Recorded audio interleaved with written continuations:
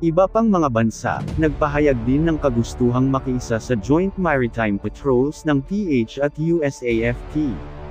Iniulat ng Armed Forces of the Philippines na marami pang ibang mga bansa ang nagpahayag ng kagustuhang makilahok sa isa sa gawang Joint Maritime Patrols ng Pilipinas at Estados Unidos.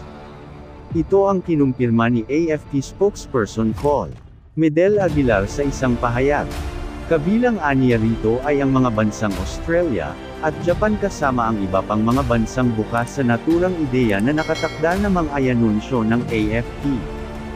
Ayon sa opisyal, ito ay bunsod ng irresponsible at agresibong mga aksyon ng China Coast Guard sa West Philippine Sea na nagdudulot ng global isolation ng China, partikular na sa claim nito sa nasabing lugar.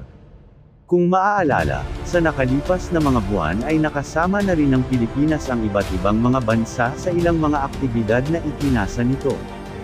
Huwag kalimutan mag-subscribe para ma-update ka palagi sa mahahalagang balita. Salamat sa panunood.